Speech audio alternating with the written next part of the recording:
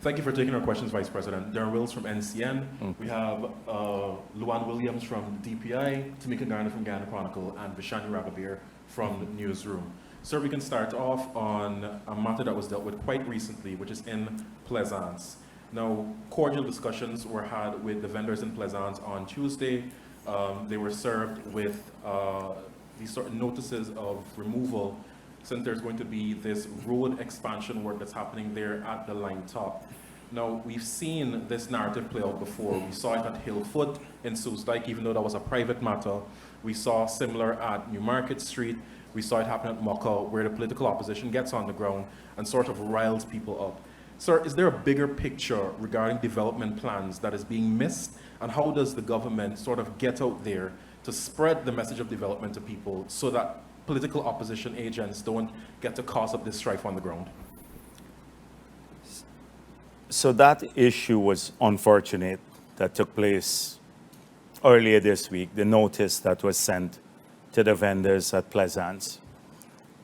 The ministers, we have two ministers, and they by now would be painfully aware of the numerous attempts by the opposition to distort the purpose of activities on the ground. In this case, the expansion of the East Coast Highway, which is the railway embankment, moving it from 2 lanes into four lanes. Now, the president has made it clear to members of the cabinet that they have to be in the forefront of explaining development to the people in various communities. The letter was a crude letter. It should have never gone to anybody on the railway embankment ahead of the ministers meeting with those people here at Plaisance, at Buxton, and many other places along the railway embankment where people are going to be affected by the expansion of the road, and talking to them about the government's plan to ensure that we will accommodate them. We'll try as far as possible to ensure they can continue to ply their livelihood. And then after that meeting, then the notice should have gone out from the engineers. They should have gone ahead and done that. They did not. And what bothers me most is that that letter helped to create the narrative that the opposition has been peddling, particularly in the local government elections, that we plan to remove vendors in the city and other parts of the country. So we fed them something on a platter for them to exploit once again, the opposition to exploit the concerns of the people for their own narrow political agenda. And it was our fault that that happened, because we know they will seek any attempt to create relevance for themselves and to be disruptive of development.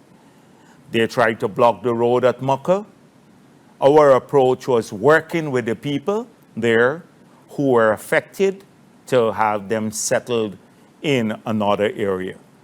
And the road, the 4-lane road passing close to Mocha, suddenly changes the property value of that village. They're in the front lands now, next to a highway, a 4-lane highway. The opposition will not see that. They don't care about that. Christopher Jones said, we're building a boulevard and a 4-lane road in Pontrench Dam because we want to sell out people property. And that's why we're investing in the ghettos. That's what he sees as ghettos. We don't see it as a ghetto. We see it as improving the livelihoods of people, enhancing their property value who live in those areas, bringing greater business to that area. The same thing at Foothill.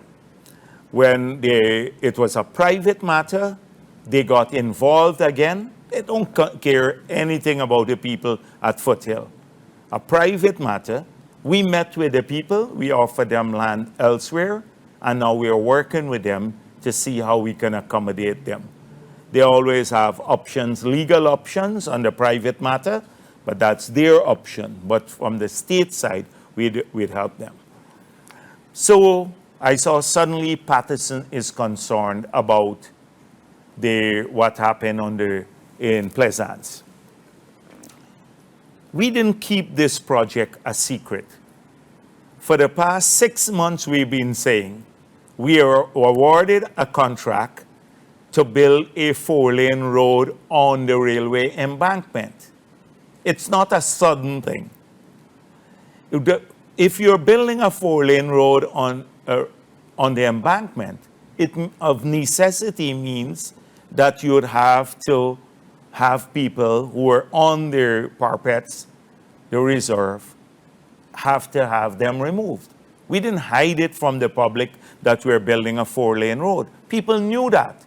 It's just the manner which it's done was a crude manner.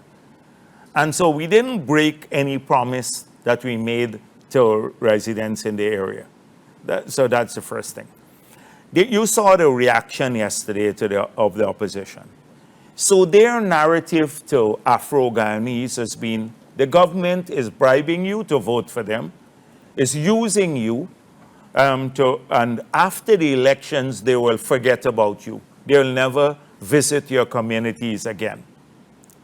But I'm visiting the community. So now they have to find another method of preventing you from visiting the community because the narrative didn't work. It's not true.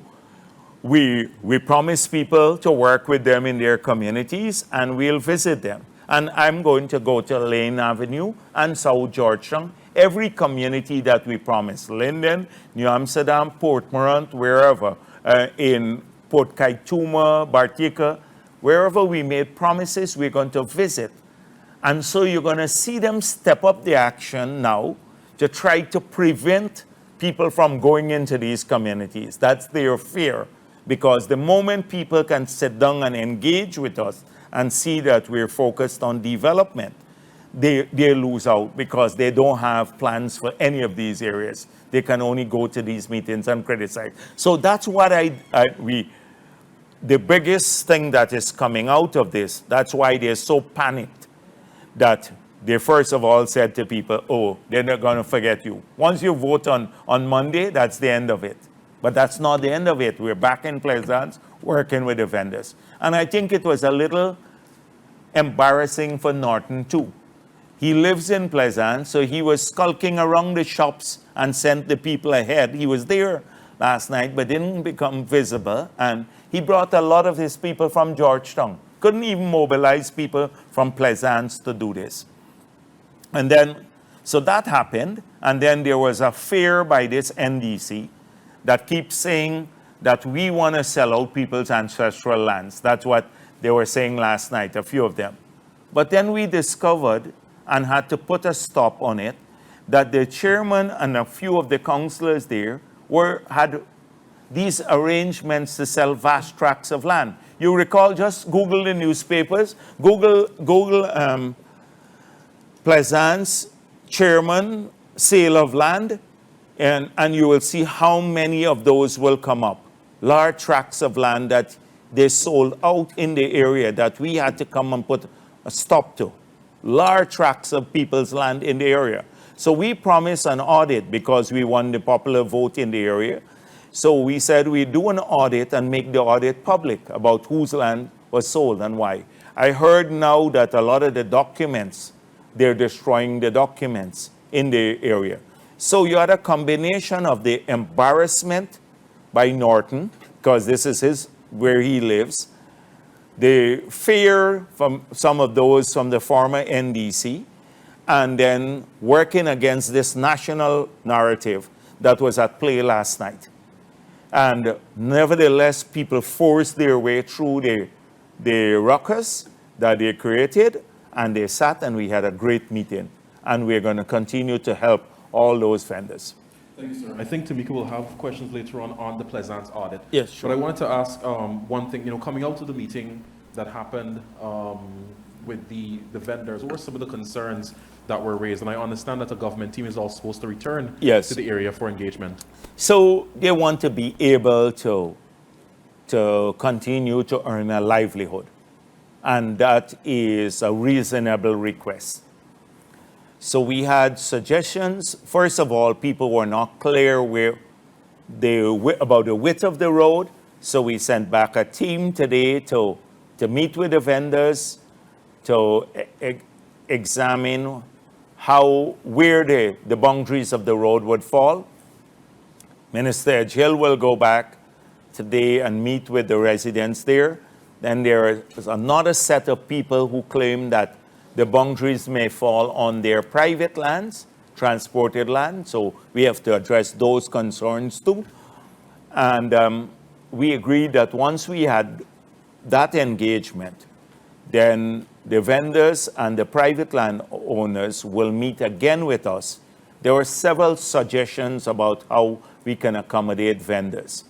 So on the weekend market, the Sunday market, which is a larger market, that's easy to accommodate because you can, even if it's a 4-lane road, and on Sundays there's no heavy traffic.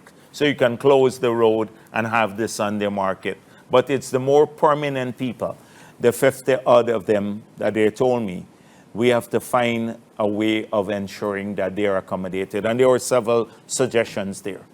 But we want to make sure right along the railway embankment that is done in other areas too. So we're looking forward to working with them.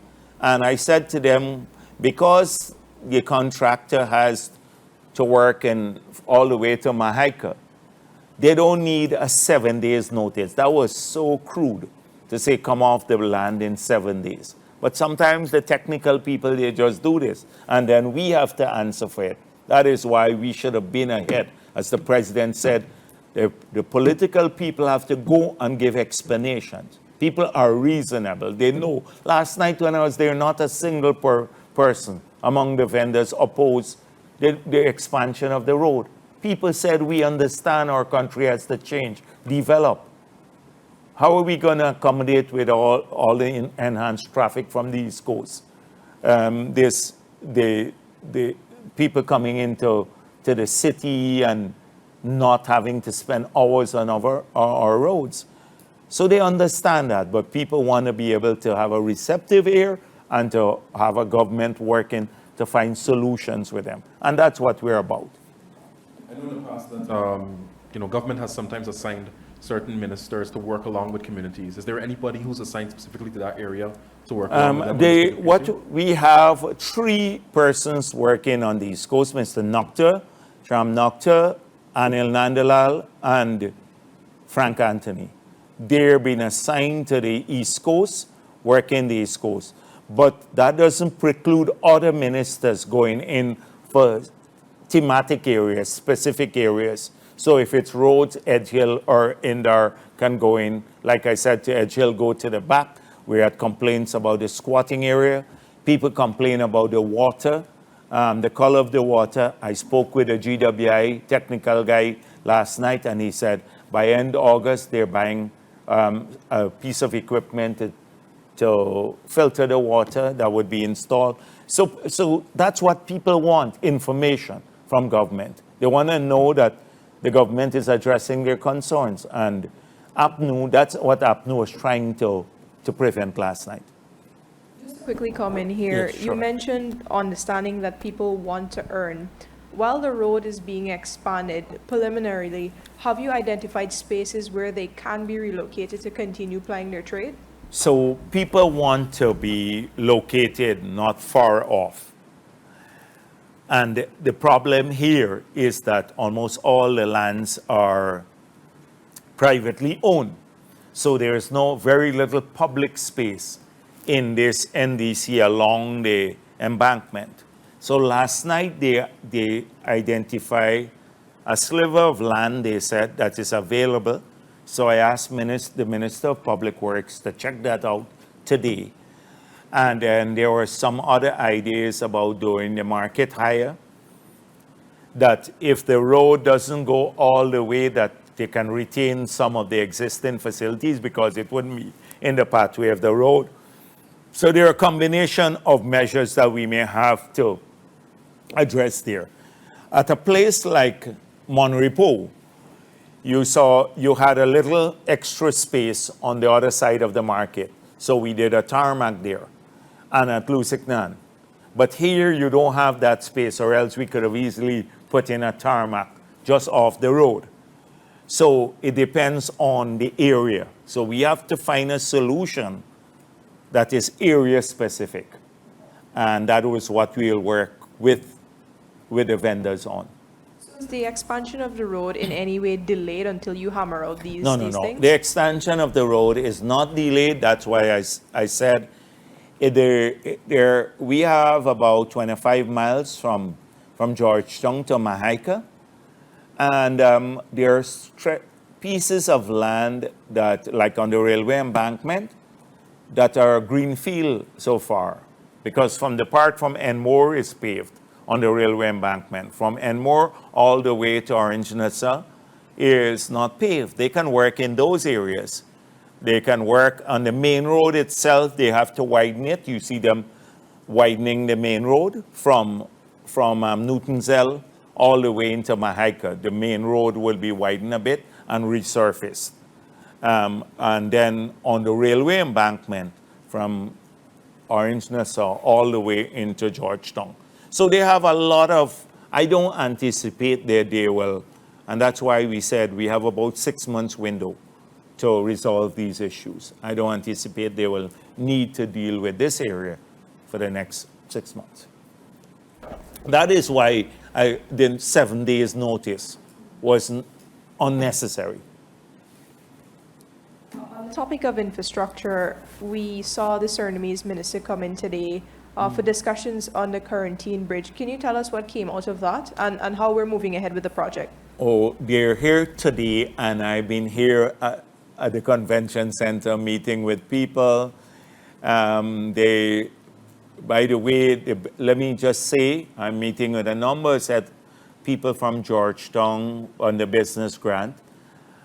I want the people who've been calling from other regions to know that there would be, contrary to what APNU said, that we gave out the business grants as a bribe, just a small fraction of the total sum available has been given out so far. We still need to do Region 2, Region 3, parts of Region 4, East Bank, East Coast, Region 5, Region 6, Region 10, Region 9, because I think one was done in 7. You said on the previous press conference that there were about 700 applications or so for these grants? No, so that's a separate one. So the former SLED program, the one that Christopher Jones took a lot of the money from, millions of dollars for himself, and from which the figure is, I think they got for some pig pen and all of that. And then another Vincent Henry got money to distribute. We reformed that program and we reduced the sum so that more people can benefit. And we prohibited members of parliament from getting any money from this grant. So that is a separate grant. That's through the former SLED program. That is the one I'm talking about.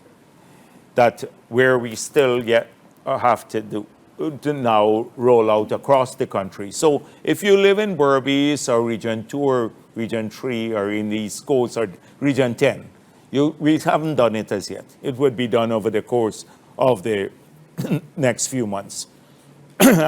Separately, there has been the Small Business Bureau grant that is administered through Minister Onesia's ministry.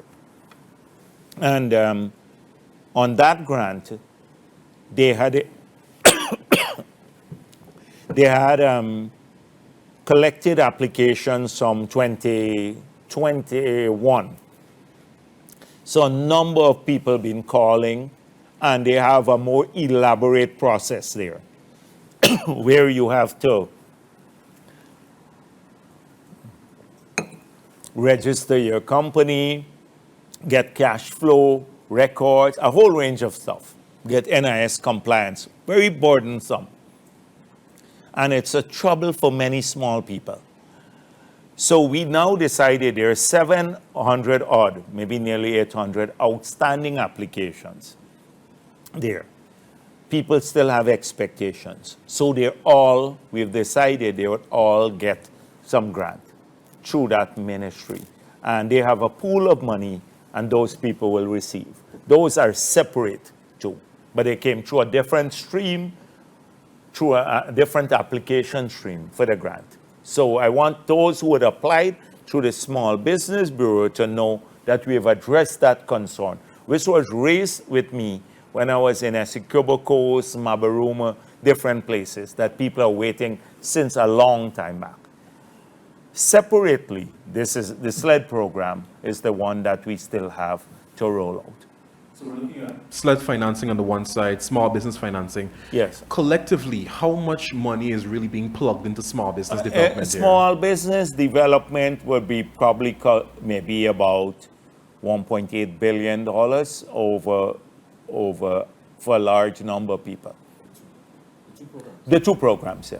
That's this year alone? Yes, this year alone. It has escalated this year, but most of it hasn't been distributed as it.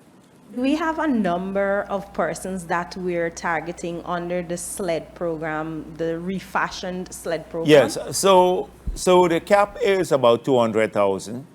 So you could, if you do the maths, you should be able to target about 4,000, 5,000 people between that, because it depends, their admin costs and a whole range of other stuff. Then you have to hire supervisors. So I anticipate, because it's 1.8 for the two programs, but from the SLED program, you probably have about 5,000 people receiving their help across the country. Okay. The SLED program has a dubious history. As pertains to criteria, as you would have pointed out yourself, we saw under the previous administration, a lot of the MPs handled the money, got the money, benefited instead of the ordinary man. Can you speak a little bit to what is the current criteria for persons to access this grant and how they can go about getting information to apply if they have a business idea and want to benefit? What is happening is that we allow the regions to do a survey because it's a small grant. It's not like $1 million or $2 million. So what we say, they have to demonstrate that people have a small business. So, and the small business would be the nature of, like, for example, if you have a you're selling water, people might be able to buy stocks for their thing. Remember, it's a small sum of money. For that person, 200,000 grant means a lot. They allow them to restock. For a big guy, it would not be too much. So we cut down on the onerous nature of the application process. But we cut down also on the sum available, because you could have easily given this grant, maybe like what happened in the past, $10 million for one person, and only 150 persons would have benefited from, or 180 persons would have benefited for the country. So it's a simplified thing. People apply, and through the regions and other places, their applications are reviewed, and you have to ensure that it's not like two related parties who live in the same house. So there are lots of people doing that. So there's a screening process that takes place often at the region, and then they get it. Simplified way. Okay, I want to move on to, as Darwin had noted, I had a question about the Pleasance. It piqued my interest when you made a comment last night that you're looking forward, now that you guys have the popular vote in Plaisance, you're looking forward to doing an audit, especially as pertains to the land. Can we expect this kind of auditing across the country at the other local government organs as well? Yeah, yes. Anywhere that there are questions that publicly raise about lack of accountability, there should be an audit. And so in this case, we have had at least 3 instances where there were complaints about the sale of land in Plaisance by the NDC. We have had 3 public cases that were in the newspapers. So I think it's only fair that the people in this NDC in Plaisance, that they see exactly what happened. And the best way to do that is to have an audit and post it online so that you could see this. So anywhere there are questions of accountability, we would have to do this audit. Do we have any specific NDC or municipality that's currently on the radar, like how Plaisance is, where you're looking to definitely say these areas are priority areas for audits? I am concerned about Georgetown too. Georgetown is another place where I know for sure, and I raised this in the campaign trail, that there are some individuals who have been identifying plots of land owned by the city and going to private businessmen to get them sold or give them leases in exchange for payment on the side. Unfortunately, some of those same individuals, from what I see, but put back by APNU on the city council. Now, APNU has a unique way of spinning things. You must admire them for telling big lies, like they can tell the big lies and stick with the lies. For example, they said they know for sure that we had general elections in the 18th of December of this year. They chose a specific date to lend credibility to the story. And the only had we won Georgetown and New Amsterdam, then we would have had general elections. I pointed out that's a total lie. We're going to have elections in November of 2025. They have another 2.5 years ahead of them in opposition, at least that, and then another 5 years. And so that is, they switched this around, how we wanted to sell people land out in the city. That's why we wanted to win City Hall, not that we want to expose this. So we'll be pushing heavily our 11 councillors in there. So we want to live stream the proceedings. I hope that they will accept live streaming City Hall proceedings. And secondly, we want to find out about all the land deals done in the city. And we don't want anybody who has to have a waiver of their taxes. It must be done through a transparent, open process, not the mayor and a group of councillors negotiating with businessmen. I know you come in here, you owe 10 million in taxes, you also owe 10 million, you get 5 million written off, you get 3 million written off, another person get 2 million written off. That's what they're good at doing. All of that has to change. It's a room for corruption. So that is important for us. We're watching it carefully. So there are lots of it. Let's see how it goes first. Get past the elections and stuff. I heard they're trying to compromise people already, bullying people. Some of the overseers, etc., who are there are compromised too. And I heard they may want to influence the elections because they have to conduct the elections. We're watching all of this because some of them are worried that their own wrongdoing would be exposed. But even if they succeed, through the ministry, we can direct the audit, and we will do so. As we are on the issue of accountability, I wanted to touch a bit on this situation with the Integrity Commission. They recently released the list of delinquent persons. It was observed that none of the PPPC member of parliament were on the list, but a number of APNU members were. Can you speak a little bit to how important you impress upon the MPs to ensure that they submit their declarations? And what are your thoughts on the opposition having so many members who didn't submit their declarations? APNU is very clever at painting an alternate picture to sidetrack from their own deficiencies. So let's just examine the 5 years. And if you examine factually, you will see that they turn out to be the most corrupt government in our history. Routinely, just imagine, Minister of Housing had her husband getting contracts in her ministry, and there was nothing, no big outcry, etc. Just imagine that happened under the PPP. Every day it will make the front page of the newspapers, the Starbuck News and everyone else.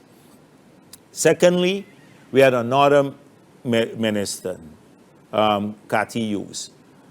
She was signing on behalf of her company, issuing checks for work that they did in the private sector as minister, and that company was working for her own ministry, her own company, getting large contracts there. Had that happened? Well, huge problem. We had several people at the office of the president, maybe about 8 of them who had large tracts of land. Some getting 2,000 acres of land, some getting maybe 200 acres in Berbice, land at Dalawala Creek, etc. All of these connected with APNU. Even selling out lands here at Ogle, and without transferring the title to them without any payment. We had that too. We had a land issue. We had the government. We found out that the agencies were being used to buy huge gifts for ministers. Now we discovered that they were buying gold gifts for all the ministers, Patterson, Annette Ferguson, etc. Just imagine if that happened now. We found out that the whole procurement system was compromised. They did like a minister taking an unsolicited bid to the cabinet, contrary to our law, got cabinet approval. When I was president, we took cabinet approval away from the law. They took away the right of cabinet to approve a contract out of the law and gave it a no objection rule. And the no objection rule can only be withheld. If it's withheld, the cabinet needs to say why. So the approval process comes from the tender board, which is a technical body. They reversed all of that. Patterson did that. 3 years in that government. From the year 2000 to 2023, we have submitted declarations every year. Members of parliament had to do that, except 3 years under APNU, 2015, 2016, 2017. 3 years, they did not submit their declarations. Now, what was important about that? When the declarations track your growth in asset. So when you come in, if you start with $10, you in office, then if you end up with $100 in 5 years, but your salary was only $2, you have to explain where the other $88 came from. Because you start with 10, you end up at 100, but you only earn $2. You have to explain that. But when they came into office, there was no starting point. So you never had the declaration of their assets when they came into office the first 3 years as ministers and others. So you can't assess them at the end point when they're left with assets. So we still have controversy over Ferguson and how you could afford a big house like that, where it came from loans and all of that in just a short period on a salary. But you can't do anything about it because they didn't establish the starting point. It was a very clever, corrupt strategy. Clever and corrupt. You couldn't establish starting points. So that was a very corrupt. And now one would think that since they preach accountability, now they're in opposition and they still continue with the same thing. 10 of their members of parliament did not submit their statements to the Integrity Commission. All of ours did. So even in opposition, they continue with this. And Ramjatan, who goes around and talks about probity, now I see him finding a new lease of life, talking about all sorts of things, accountability. He was one of the offenders. He's the leader of a party. So it goes back to this point about my point about APNU could paint a picture. And a lot of people, because they're so incessant at saying the same thing over and over, and they have their trolls saying this, they deflect attention from their own shortcomings, and in this case, corruption. And that is what has been happening historically. They had a really sordid history in government of accountability. I can give you the list of things. 600 million is still missing from the Durban Power Project, the audit report. 600 million missing. They wouldn't one day answer that. If that happened under the PPP, you would have every single day we'd be reminded for the rest of our lives about that. So deflection is their strong point. And that is why it didn't surprise me that 10 of their MPs had their names published in the official gazette. Non-compliance. And for non-compliance and for false information, you can go to jail for a year. Those penalties aside, we've seen a number of senior public servants, officials on that list as well. What's government's stance on that So also? every minister was directed by the president to ensure that the people under them, that they submit these statements there, they have to be given a time frame, failing which they'd have to leave the job. They'd have to leave the job. The president has made it very clear that this is the approach that should happen. They must comply. And the second thing is that some of the people, though, have left the job. So some of them are not on the job now, some of the names there. They left even before the compliance, their names got published. So some are not on the job. Just so I get this correctly, they'll be given a timeline a timeline for submission. Yes. It The differs. ministers have to ensure that it's done. You should. I don't want to mention the details of it, but they have to comply or leave the job. That's the law of the country. You don't have the right to pick and choose which law you will comply with. That's the law of our country. Also, if I can ask, I've noticed that some of the Amerindian communities, indigenous communities, have started to draw down their funds out of the carbon credits deal. But outside of that, can you say if anyone else is engaging Ghana on buying more carbon credits? Okay, so I was, my update, because I was busy with local government elections, my update is that of the 242 villages that receive the funds and have the funds in their bank account, 160 villages have already submitted their plan for the utilization of the resources, plans approved by their villages, and some of them have already started, as you correctly said, drawing down the funds to implement those plans. We have had several people reaching out to us, and we are exploring those opportunities. But when you compare, for all of those who've been complaining, when you look at the voluntary markets now for forest carbon globally, and you see the prices we got, these are really great prices. So you should have a look at those, what they are, and you will see the big, huge difference. We're exploring the other interests. We're exploring some compliance markets now and what it takes to get into those compliance markets. there may be some additional things that are required. We plan to, you'd recall before COP, I think it wasn't the last one, the one before that, we were looking at revising our NDCs, and because Granger had promised 100% renewable by 2025, to supply Guyana with 100% renewable energy by 2025. And there was zero project to implement it because they had killed the hydro. So no country in the world does that, but we had a promise in our NDC submitted under the Paris Agreement. We have now, when we started the consultations 2 years ago, Amanda Walton came here with a speech and ran off after she made her speech. We invited her and she ran away, and they said we were rushing the process. So we have to resume the consultation and then submit a realistic NDC.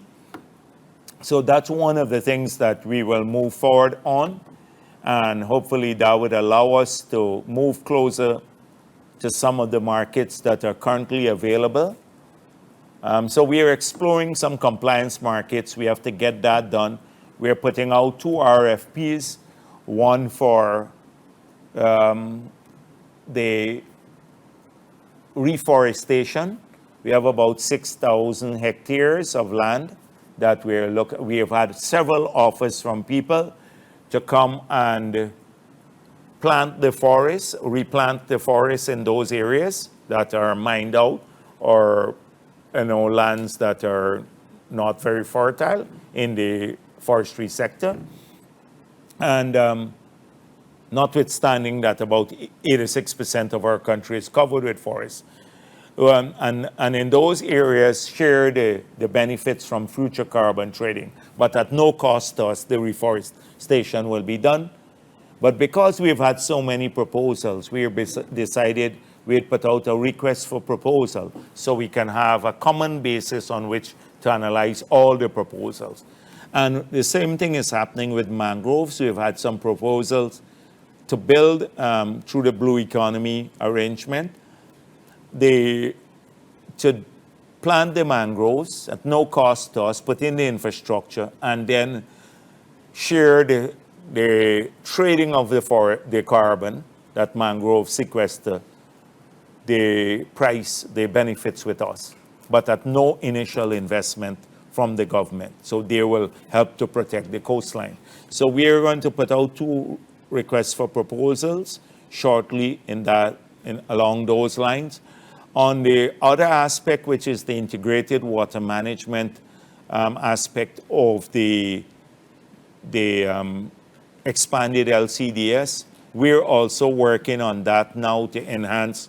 We're doing an inventory of all the sources of water for navigational purposes, water for potable use, drinking water, for agriculture, for a whole range of purposes, drainage and irrigation, etc., so that we can have an integrated management of all of our water resources, which is part of the LCDS. And then we're strengthening the EPA to look at the biodiversity aspect of the expanded LCDS.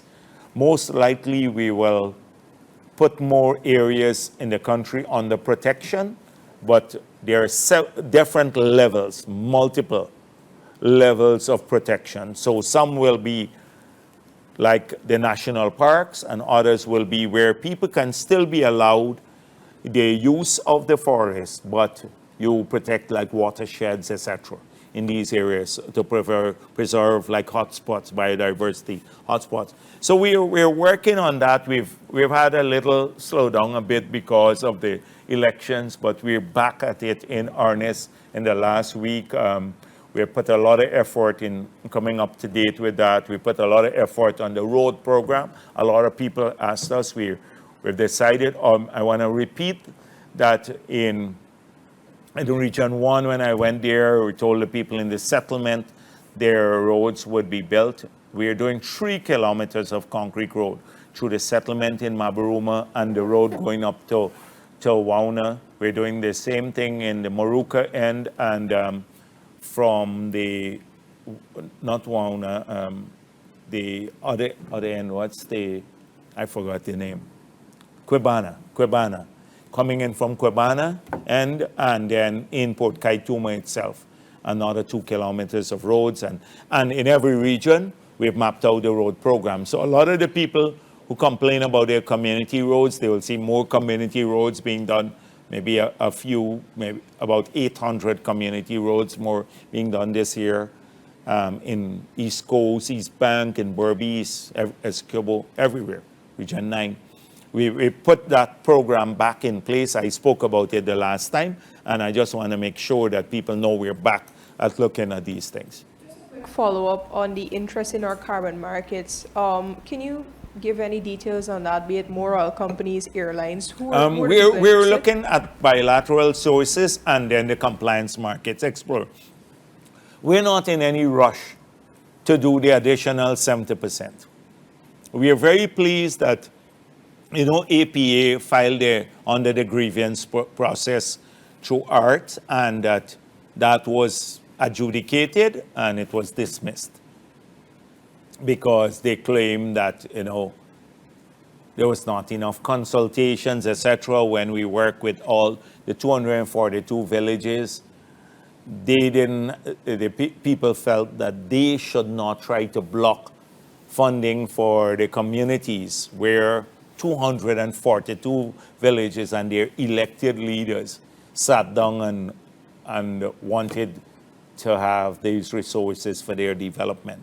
So we are pleased that we went through that process. That took place just before the campaign started, and we didn't focus much on that, but that process come to an end. Speaking on the LCDS, can we have an update on the Amalia Falls hydropower project? So we've had several proposals directly from companies, and it is our determination that, again, when you have multiple unsolicited proposals, the best way to move forward is to have a request for proposal, again, an open process. So most likely you will see us re-engage the public through an ad and to get these proposals. And then they could be all adjudicated side by side against each other to see which is the best deal. In relation to the Wismar 4-lane bridge across the Demerara River, you noted at the last press conference that this was not initially in the party's manifesto. Could you say what prompted this project? Yeah, so there are several things that we did not have in the manifesto of the party because we are conservative. We are a party that don't overpromise.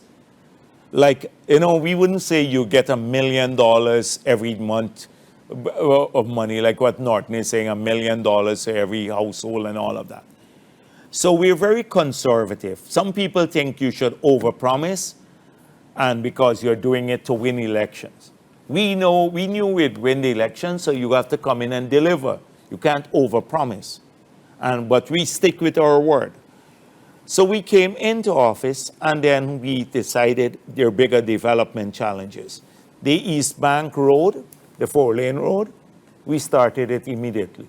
We got into office. We started it from our own funds because you can't have development and have the 2-lane coming in.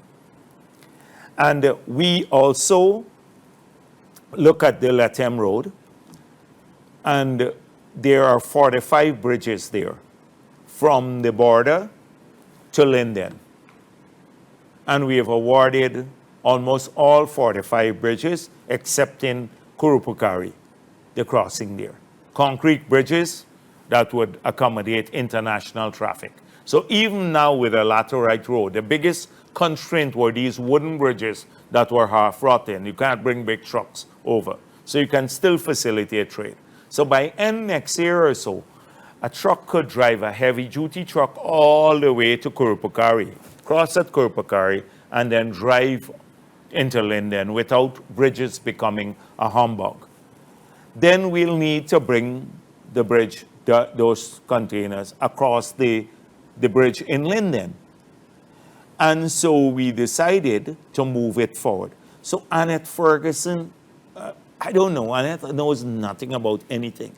But I saw her commenting, oh, they were doing this project. APNU does everything under the sun. They commission a lot of studies. They had commissioned a study that Patterson is now charged with, like that. Remember the 3-lane bridge that he wanted to build? Across the Demerara 3-lane bridge that was going to open in the middle, and not a high-rise, not a high bid, a medium-level bridge. You still had to open it. And it took a turn, coming into the city, and took a turn onto Stanley Ming's land. It had a strange turn to land on that. Well, it was a contract that he took to the cabinet, the unsolicited offer, did a study, and took money from the Harbor Bridge to pay for it, which is illegal. Illegally, the cabinet should have never awarded that, and he should have never taken it. That's this. They did a lot of studies because they could have made money. They did another project where their consultant for their political campaign was awarded a contract to supply scales to Guyana. And we never saw the scales. They never arrived, but they got paid. Huge sum of money. I can't remember now. I think it might have been $70 million or something like that. So they love to do studies. They made money on the studies, but nothing ever happened. So they did do a study for a 2-lane bridge across the river, and it was 30-something million. Back in 2018, remember inflation since then, because price of sand and cement and stuff, COVID and everything happened. We are doing a 4-lane bridge now for 35 million, and they have an issue with that. And you should get the study that they did. I asked them for it, and the ministry would have it. I'm told $31 million. That's what Minister Indar told me this study was. And that's for a 2-lane bridge. And back in the days, right, like some years ago, we had a 4-lane bridge for $35 million. And that's how APNU thinks. And trust me, they would have never built it. The study would have just gathered dust, never built it. So that is why this is how the planning came about. So you start, although it's not in your manifesto, but you're looking at the development needs. So we want to, northern Brazil can be a huge growth pole coming through Linden for us. First of all, to bring goods to the Atlantic, and then to take goods back into Brazil. The ports that we're building, the one at Vredenhoop, and where the bridge across can then serve as a small port into getting more goods up into Brazil. So it is all part of the development vision for the country. And so we think it through, and that is why. We don't waste money. Why do you think we started building the 4-lane road from Crane to the bridge? And because that's the heaviest traffic, going through Vredenhoop. So it's solving a problem. Why do you think we're building a 4-lane on the East Coast now? Because it solves a problem. The East Coast is a densely populated area. It solves problems. That's why. Many of them were not in the manifesto, but we had of necessity when we came into office. We never said we'd build 12 new hospitals. We said we'll invest some of the oil money into healthcare. But we managed to conceptualize all of these hospitals, put them together, and they're starting construction this year. And this is just since the period we've been in office. All right. It's not a press conference without a question about oil and gas. The refinery. Are we still working towards that? I don't want to call this a press conference because people would say I excluded others. So just a press engagement, yeah. It wouldn't be a press engagement without the questions on oil and gas. Are we still moving forward with the refinery, and have we made any steps if we are? So the ministry had set up a team to do a spreadsheet on all of the proposals that we received. There were about 11 proposals. I think these have been narrowed down to about 4 that met almost all of the parameters that we requested in the RFP. And so that now needs to move to the next stage, right? So that is where we are based on that request for proposal. That is as far as we got. What is the next stage? The next stage is to determine, rank these, the ones that are compliant, and then start the discussions with the number 1 rank firm to see if we can reach agreement on the refinery. Since we're on petroleum activities, government released the Petroleum Activities Bill for public feedback. The political opposition issued a statement. Have they formally communicated their feedback through the channel that has been established? No, they would never do that. They would never submit technical comments on a thing like a bill. They didn't do it for the privacy law. They didn't do it for the PSA. They're not going to do it. They didn't do it for many other pieces of legislation we had. And they wouldn't do it for the Petroleum Activities Bill. But they will issue public comments which expose how short they are of any technical skills in the opposition. I've seen comments that we didn't address some things like the royalty rate in the Petroleum Activities Bill. Now, the royalty rate will be addressed in the PSA that was just concluded. The Petroleum Activities Bill is designed to look at 2 functions, basically, to strengthen the regulatory provisions of the regulatory tools that are available to the government of Guyana in a modern era. And secondly, to enhance the management of the sector. Management and regulation, the 2. And it gives the government, it equips the government with more modern tools to do that. It replaces those tools that we were passed in the old law from 1986. You done the calculation 30-something years ago. So it's bringing it up to date. It doesn't address the fiscal regime. The fiscal regime is in the PSA, but it gives a macro cover to all of these things. So they are running behind. They say, oh, it didn't address that. That's being dealt with elsewhere, has been dealt with. Ramjatan posted this in a group.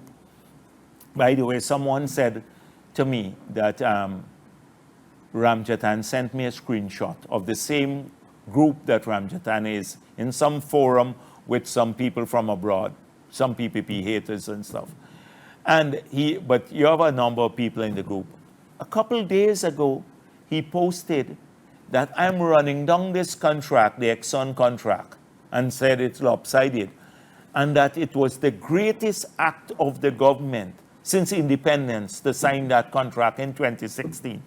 But he will tell Glenn Lyle something else. So he's saying it's the greatest act. It was a lopsided contract, and we criticized it as such. We also said in opposition why we're not going to renegotiate it. But that doesn't mean that we didn't recognize the lopsided nature of the contract and that we were taking remedial steps to address it in the new PSC and also through the gas to energy project and the local content law to get more to come to our country, even though that contract there exists. So these are the duplicity, and not so much duplicity, because for you to be duplicitous, you have to understand both sides of the argument. I think the downright ignorance, they don't read the documents. It's downright ignorance. It's not even duplicitous to make these comments. So I look at the statement that was issued and it doesn't say anything. Why can't you then write the government and say, here, On this law, we believe you should do the following things, 5 things. There is this section, we believe you should amend it to include this. That's all you have to do, and then we consider your comments, like other people have done, and then we say we are taking it into consideration or not. That's all you have to do, but they're making a political issue of this matter. And not only now we're reforming it. APNU had 5 years to reform this 1986 Act. Your response addresses in part a question that I was going to ask regarding former Minister Trotman's book. And I have to ask as well. Where is this book? It's Nobody on can Amazon. I have get to it. ask if you're going to read the book. I don't have the book. I will read the book. I will read the book. I'm not buying it though. I'm not buying it. Somebody has to like share a copy with me. I'm not wasting my money. But so I'm not buying the book, but I will get a copy and read it. Somebody could send me a copy, or I'll borrow a copy from somebody. But from what I read publicly, this guy, somebody told him not to criticize the contract. Can you imagine any self-respecting man saying that? Oh, I signed it, but Exxon told me not to criticize it. What? It tells you about the leadership of the AFC and APNU and how they defended our national interests. You think Exxon could ever dare to bring up something like that with me? To tell me, oh, you don't say this or say this in the public domain? Do you think that would ever happen? This guy is proud to say that Exxon told him not to criticize this contract.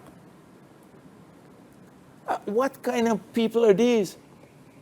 And to think that he was defending our national interests at that time. And the others that are there, Ramjatan is no better than him, or Patterson, or many of the others from APNU.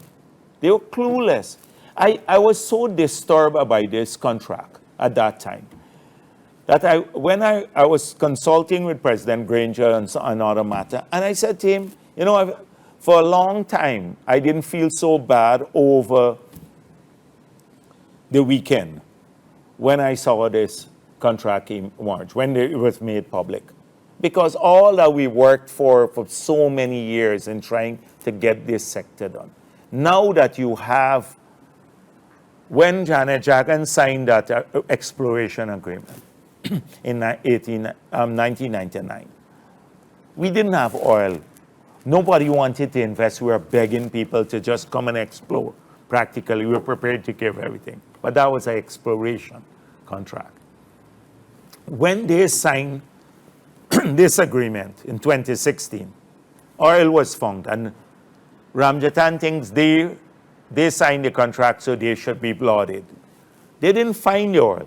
Our oil was found because of the hard work and the engagements we had with Exxon throughout the period, before that, 2015. So they just signed this contract.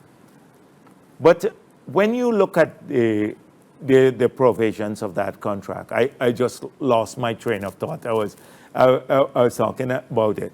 So this was a terrible thing to do. They're so proud of this contract now. And so I said to President Granger, and when I saw it, it was one of the when we worked so hard to change this country, and now we're on the cusp of doing it, a contract of this nature would be signed. And he said to me, I'd have to examine it. This was a meeting we had. I came back to a press conference and said, I'm disappointed that they signed it and the cabinet didn't even see it. I came back from that meeting. That was what I was speaking about. And so, so this is, and we made it clear that there were several areas that we had problems with. Royalty rate, that's why we move it from 2% to 10%. But when they signed this contract, there are 3 billion barrels of proven reserves already. That was the point I was trying to get at. When Janet Jagan signed it, we were looking for exploration. And just trying to get interest in. When they signed the contract, already Exxon was moving to had a commercial discovery and was moving to production. They had the bargaining tool, greater bargaining tool at that time, and they didn't leverage it. So really, when you look at the sad state that they put us in, and then this guy will come out now to say, oh, you can renegotiate now because I had a change in heart. They told me at that time not to say anything about it. So I waited from 2016 to 2023 to now come out and say, I was told by Exxon not to say a word. How credible could these people be? Today, we have demonstrated that we are prepared to take the tough questions. We are passing a tough law, new law. We're passing, we had toughened the environmental permits. We reformed the fiscal regime. Even some people saying it's too harsh because moving from 2% to 10% royalty and zero taxes to 10% taxes and capping cost recovery at 65%, you're taking too much too early from these contracts. And we said, no, that's what we'll stick with. Total different picture with APNU and us. I wouldn't pay too much attention to the book. It will be, I believe it will be another sort of wishy-washy kind of engagement about what took place, justification of the ineptitude that we witnessed as a country by the APNU FC government in 5 years.